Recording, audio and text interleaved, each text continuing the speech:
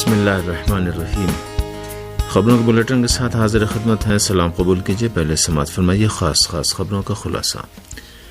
پاکستان میں صنعت کاروں پر سپر ٹیکس، وزیراعظم شہباز شریف کی وضاحت، کارخانے بند ہوں گے اور مہنگائی کا طوفان آئے گا، اپوزیشن کا رد عمل۔ ہندوستان کے زیر انتظام کشمیر کے سابق وزیر اعلیٰ فاروق عبداللہ کی مرکزی حکومت پر سخت تنقید اور ریاست میں فوری انتخابات کا مطالبہ۔ 2008 کے ممبئی حملوں کا مفرور ملزم ساجد میر وفاقی تحقیقاتی ادارے FIA کے ذریعے گرفتار کر لیا گیا، پاکستانی میڈیا کی رپورٹ۔ ایران کے بوشہر ایٹمی بجلی گھر کے دوسرے یونٹ کی تیاری میں پیش رفت، ری ایکٹر میں کنکریٹ آپریشن کا آغاز۔ اور اب پیش ہیں خبریں تفصیل سے۔ پاکستان میں وزیراعظم شہباز شریف نے امیر طبقات پر 10% سپر ٹیکس کو ناگزیر قرار دیا ہے۔ انہوں نے اپنے ٹویٹر پیج پر سپر ٹیکس کی وضاحت کرتے ہوئے لکھا ہے کہ اقتدار سنبھالنے کے بعد اتحادی حکومت کے سامنے دو راستے تھے۔ ایک راستہ یہ تھا کہ الیکشن کرائیں اور معیشت کو ٹوٹ پھوٹ کا شکار ہونے کے لیے چھوڑ دیا جائے، اور دوسرا راستہ یہ تھا کہ پہلے اقتصادی چیلنجوں سے نپٹا جائے۔ انہوں نے کہا کہ ہم نے پاکستان کو پہلے سامنے رکھا اور ملک کو اقتصادی دلدل سے نکالنے کا فیصلہ کیا۔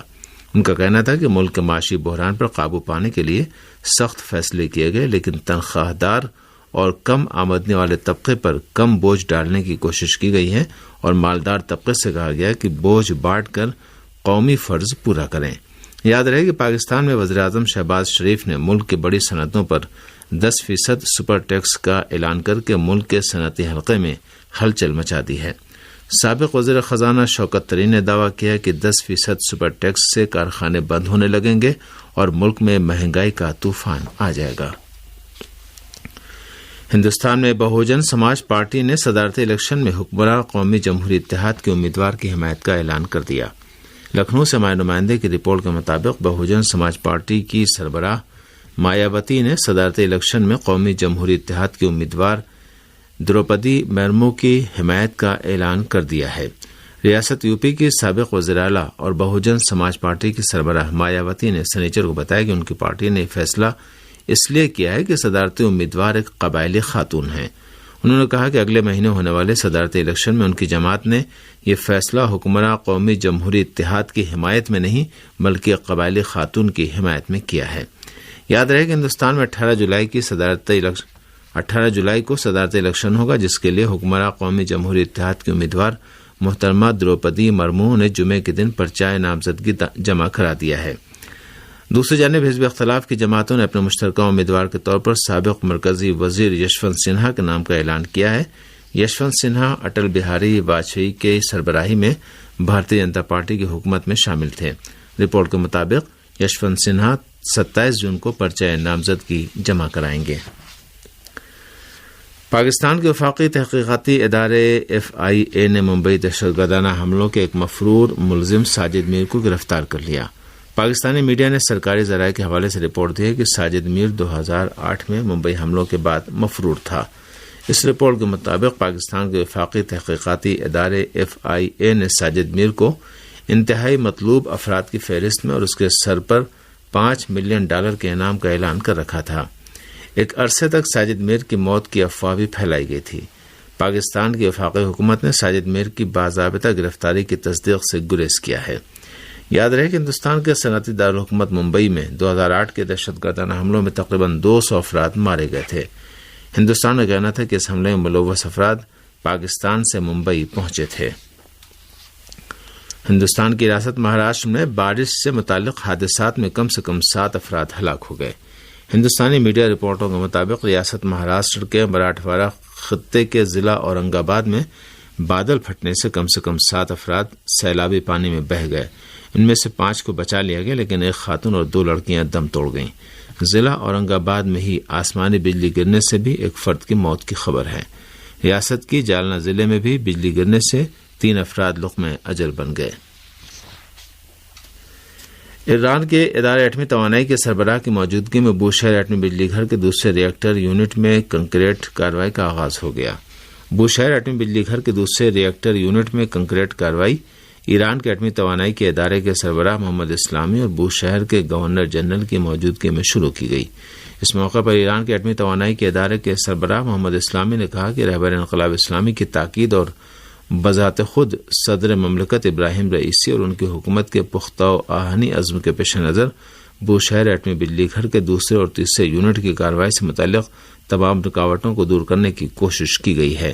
انہوں نے کہا کہ اس کارروائی کے آغاز سے بوشہر ایٹمی بجلی گھر کے دوسرے اور تیسرے یونٹ کو ثمر بخش بنانے میں مدد ملے گی۔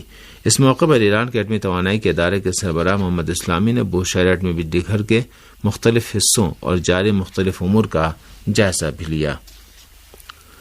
یورپی یونین کے خارجہ امور کے سربراہ کے دورے تہران میں ایران کے وزیر خارجہ اور یورپی یونین کے خارجہ امور کے سربراہ کے درمیان مختلف مسائل پر تبادلہ خیال ہوا۔ یورپی یونین کے خارجہ امور کے سربراہ جوزف بوریل نے اپنے دورے تہران میں ایران کے وزیر خارجہ سے ملاقات کی، جس میں مختلف مسائل پر تبادلہ خیال ہوا۔ ایران کے دفتر خارجہ و ترجمان سعید خطیب زادہ نے بھی کہا ہے کہ یورپی یونین کے خارجہ امور کے سربراہ جوزف بوریل کے دورے تہران میں جو ایران اور یورپی یونین کے درمیان صلاح و مشورے کے جاری عمل کے دائرے میں انجام پایا، دو طرفہ تعلقات، بعض علاقائی و بین الاقوامی مسائل اور اسی طرح ایران کے خلاف غیر قانونی پابندیوں کا خاتمہ کرانے سے متعلق ویانا مذاکرات کی موجودہ صورتحال پر گفتگو ہوئی۔ ایران کی نالج بیسڈ پیداوار کے ماہر علی طباطبائی نے کہا ہے کہ مصنوعی ذہانت ایران میں طبی شعبے میں پیش رفت اور بیماروں کی رفاہ و آسائش کا ایک اور نمونہ ہے۔ ایران کی نالج بیسڈ پیداوار کے ماہر اور I T engineer Ali Tabatabai نے مشہد میں ایران پریس سے گفتگو کرتے ہوئے کہا ہے کہ یورین انالائزر مشین فی منٹ 12 ٹیسٹ اور فی گھنٹہ 720 ٹیسٹ کرنے کی صلاحیت رکھتی ہے۔ انہوں نے کہا کہ ٹیسٹ رپورٹ تیار کرنے میں لیبارٹری کو 2 روز کی ضرورت ہوتی ہے، جبکہ اس مشین سے ٹیسٹ کیے جانے کی بدولت 10 منٹ میں رپورٹ تیار ہو جاتی ہے، جو ڈاکٹر اور بیمار دونوں کو موبائل فون پر ارسال کرنے کی توانائی بھی رکھتی ہے۔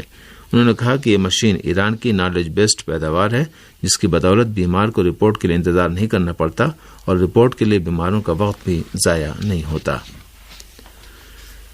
محدود اختیارات کی حامل فلسطینی انتظامیہ نے ایک بیان جاری کر کے امریکہ کی جانب سے صہیونی غاصبوں کی طرفداری اور فلسطینی عوام کے خلاف صہیونیوں کے جرائم پر پردہ ڈالنے کی کوششوں کی مذمت کی ہے۔